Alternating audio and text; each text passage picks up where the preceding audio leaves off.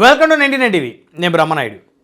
నిన్న అంటే డిసెంబర్ 26 ఆంధ్రప్రదేశ్ రాష్ట్ర వ్యాప్తంగా దివంగత నేత వంగవీటి మోహన్ రంగా గారి వర్ధంతి కార్యక్రమాలు గ్రామ గ్రామాన వాడవాడల అంగరంగ వైభవంగా జరిగాయి.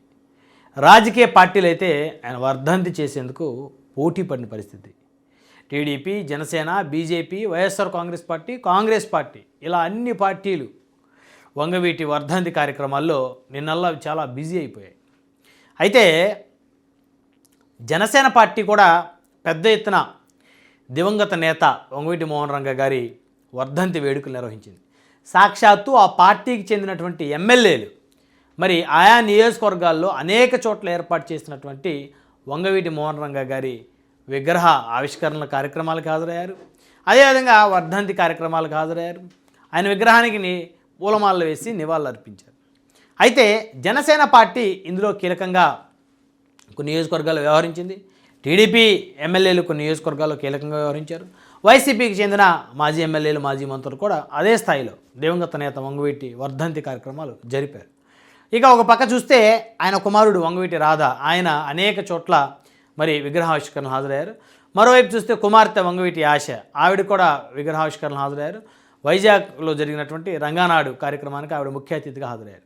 ఇక ఇప్పుడు ఆంధ్రప్రదేశ్ వ్యాప్తంగా మరొక కొత్త చర్చ తెర మీదకి వచ్చింది. బహుశా మరి ఇది చర్చ అండం కన్నా గతం నుంచి కూడా కొన్ని సందర్భాల్లో జనసేన అధినేత మీద ప్రత్యర్థులు చేసేటువంటి విమర్శల్లో ఇది ఒక కీలకమైనటువంటి విమర్శగా మనం భావించాల్సినటువంటి అవసరం ఉంది. ఎందుకంటే జనసేన అధినేత AP deputy CM Pawan Kalyan గారు మరి ఆయన డిప్యూటీ సీఎం కాకముందు, డిప్యూటీ సీఎం అయిన తర్వాత వంగవీటి మోహన్ రంగా గారి విగ్రహానికి ఆయన పూలమాల వేయలేదని, నివాళులు అర్పించలేదని సో రకరకాల ప్రచారాలు ఇప్పటికీ కూడా ఉన్నటువంటి పరిస్థితి. వంగవీటి మోహన్ రంగా గారు అంటే మరి పవన్ కళ్యాణ్ గారికి ఇష్టం లేదని మరి రకరకాల ప్రచారాలు వైఎస్ఆర్ కాంగ్రెస్ పార్టీ ప్రధానంగా చేస్తున్న పరిస్థితి. ఎందుకు వైఎస్ఆర్ కాంగ్రెస్ పార్టీ చేస్తుందంటే కొన్ని అంశాలు చెప్పుకోవాలి. ఎందుకంటే చాలామంది అనొచ్చు ప్రతి అంశం వైఎస్ఆర్ కాంగ్రెస్ పార్టీకి ఎందుకు అంటకడతారని.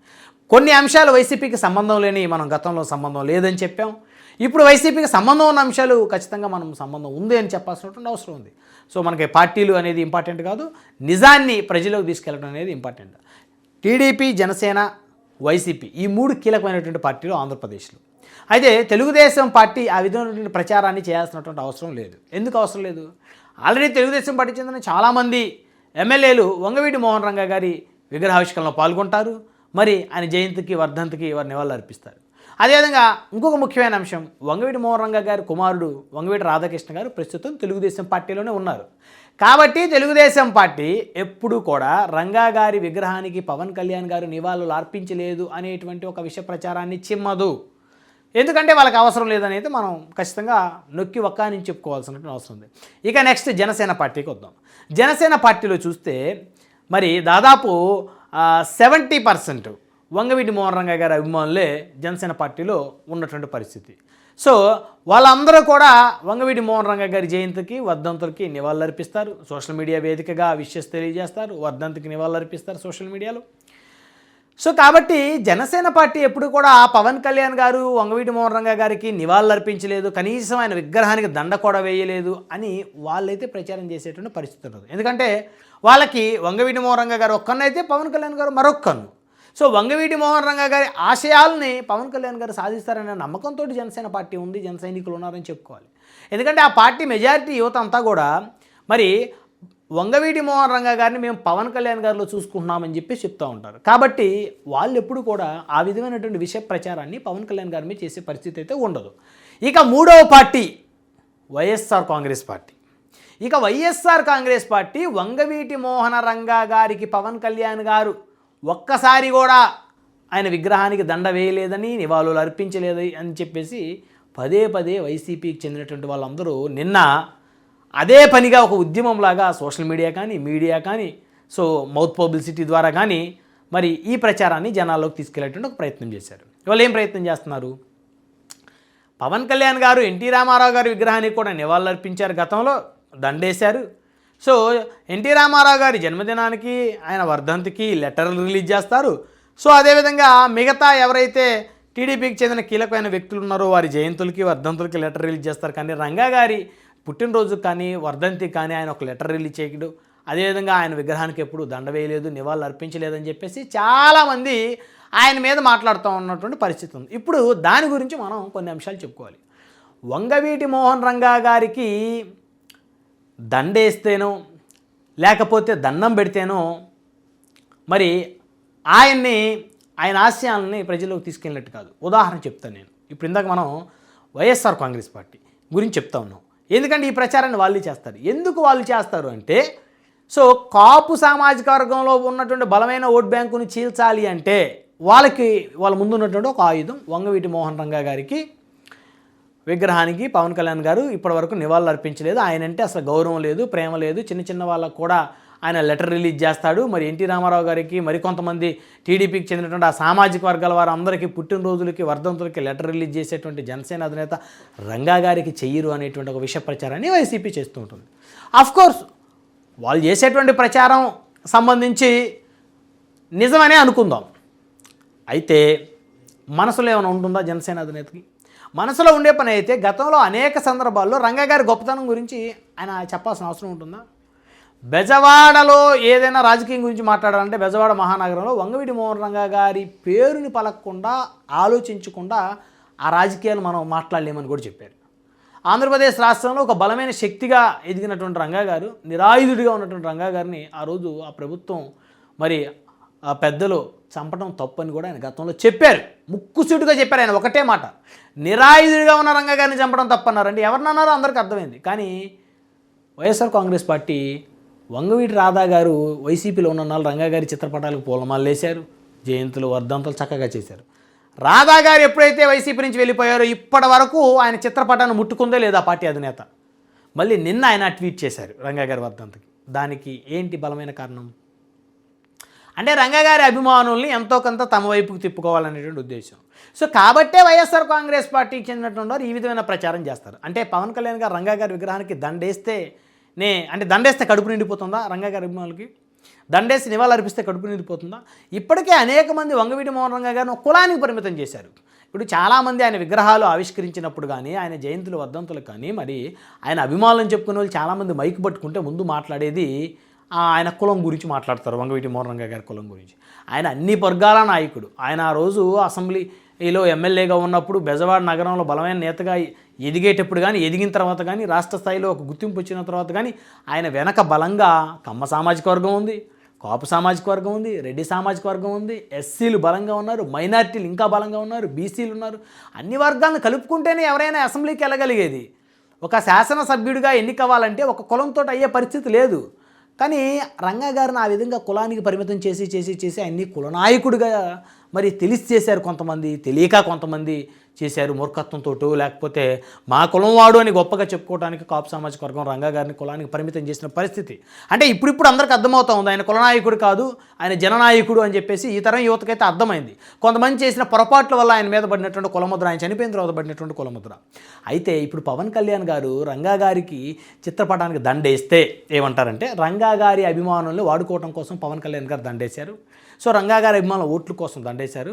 అలా అయితే మరి రంగా గారిని చంపినటువంటి పార్టీలకు కానీ ఆ వ్యక్తులతో కానీ పవన్ కళ్యాణ్ గారు మీరు ఎందుకు ఉంటున్నారని చెప్పేసి మళ్ళీ వైసీపీ మాట్లాడటానికి చాలా సిద్ధంగా ఉంటుంది. ఎందుకంటే అప్పట్లో తెలుగుదేశం ప్రభుత్వం అధికారంలో ఉన్నప్పుడు ఆ ప్రభుత్వంలో కొంతమంది పెద్దల పేర్లు కూడా రంగా గారి హత్యలో ఆరోపణలు ఎదుర్కొన్నటువంటి పరిస్థితి, ఎఫ్ఐఆర్లో కొంతమంది పేర్లు చేర్చిన పరిస్థితి. ఆ తర్వాత దురదృష్టవశాత్తు ఆ కేసు రంగారెడ్డి జిల్లా కోర్టు కొట్టివేసింది ఆధారాలు లేక. సో ఇవన్నీ ఉన్నాయి. అంటే పాత అంశాలను మళ్ళీ గెలికి బయటికి తీయటం పవన్ కళ్యాణ్ గారికి ఇష్టం లేదు. ఇప్పుడు రంగా గారి విగ్రహానికి ఆయన నివాళులు అర్పిస్తే వైఎస్ఆర్ కాంగ్రెస్ పార్టీ ఆయన మీద 100 ప్రశ్నలు గుప్పించడానికి రెడీగా ఉంటుంది. ఏమంటుంది? రంగా గారి పేరును ఒక జిల్లాకు పెట్టించండి పవన్ కళ్యాణ్ గారు, మీరు డిప్యూటీ సీఎంగా ఉన్నారు కదా అని.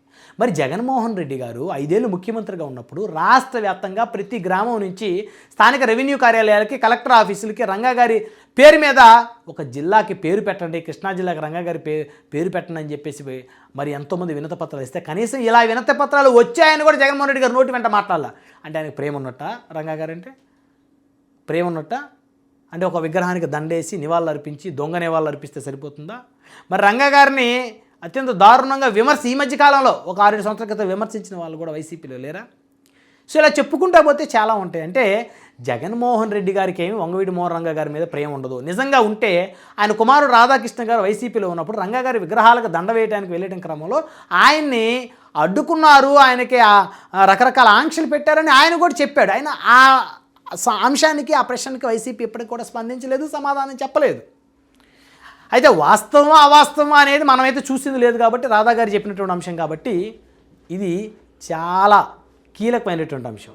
సో ఇక్కడ ప్రధానంగా తెలుసుకోవాల్సింది, పవన్ కళ్యాణ్ గారికి రంగా గారంటే అమితమైనటువంటి ప్రేమ, అభిమానం ఉన్నటువంటి మాట వాస్తవం. సో పవన్ కళ్యాణ్ గారు రంగా గారిని గుండెల్లో పెట్టుకున్నటువంటి మాట వాస్తవం. సో కాబట్టే ఇప్పటి వరకు రంగా గారిని గతంలో అనేక సందర్భాల్లో ఆయన గురించి గొప్పగానే మాట్లాడారు కానీ ఎప్పుడు కూడా ఆయన గురించి చెడుగా మాట్లాడలేదు. అంటే ఎవరైతే ఈ విధంగా రంగా గారికి పవన్ కళ్యాణ్ గారికి రంగా గారంటే ఇష్టం లేదని ప్రచారం చేసేవాళ్ళు ముందు ఒకటి క్లియర్గా వాళ్ళు ఆలోచించాల్సిన విషయం ఏంటంటే, రంగా గారంటే మాకు ఇష్టం అని మాట్లాడినటువంటి వైఎస్ఆర్ కాంగ్రెస్ పార్టీ అధినేత, ఆయన చిత్రపటాలకు పూలమాల వేసిన వైసీపీ అధినేత జిల్లాల పేర్లు, కొత్త పేర్లు పెట్టే క్రమంలో రంగా గారిని ఎందుకు పట్టించుకోలేదు? రాష్ట్ర వ్యాప్తంగా ఎంతోమంది ఉద్యమాలు చేశారు, ఎందుకు పట్టించుకోలేదు? సో ఈ అంశాలు మీరు అడగాల్సిన అవసరం ఉంది.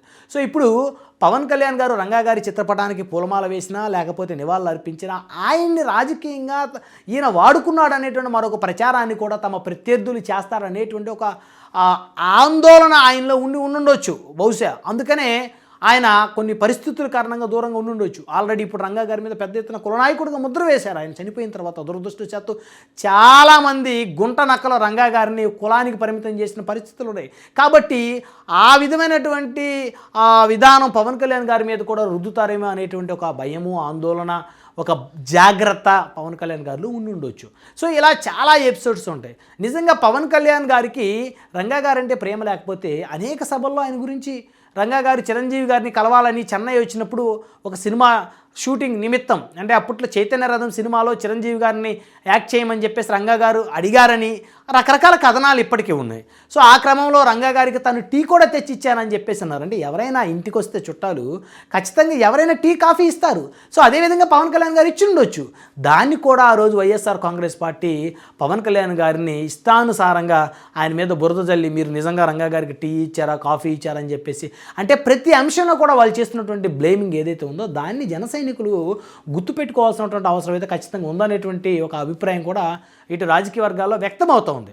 సో ఏది ఏమైనప్పటికీ కూడా వంగవీటి మోహన రంగా గారు పవన్ కళ్యాణ్ గారికి దూరం కాదు అనేటువంటి అంశం రాష్ట్రంలో చాలామంది గుర్తుంచుకోవాల్సినటువంటి అంశంగా ఇటు జన సైనికుల్లో చాలామంది చెప్తున్నటువంటి పరిస్థితి.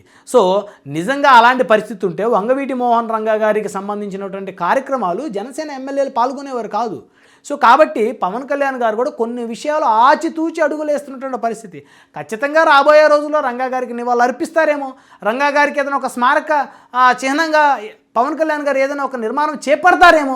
కాబట్టి వేచి చూడాల్సినటువంటి అవసరం ఉంది. సో కూర్చున్న కొమ్మనే నరుక్కునేటువంటి విధంగా రంగా గారికి పవన్ కళ్యాణ్ గారి నివాళులు అర్పించలేదని చెప్పేసి బాధపడేటువంటి వారు ఎవరైతే ఉన్నారో, ఆయన ఒకవేళ రంగా గారికి ప్రేమ ఆయన మనసులో ఉన్నా అది బయటపడితే తర్వాత వచ్చే పరిస్థితులు, పరిణామాలు ఏ విధంగా బురద జల్లుతారనేటువంటి అంశాలను బహుశా ఆయన ఆలోచిస్తూ ఉండొచ్చేమో అనేటువంటి రకరకాల చర్చలు అయితే ఏపీ రాజకీయాల్లో నడుస్తూ ఉన్నాయి.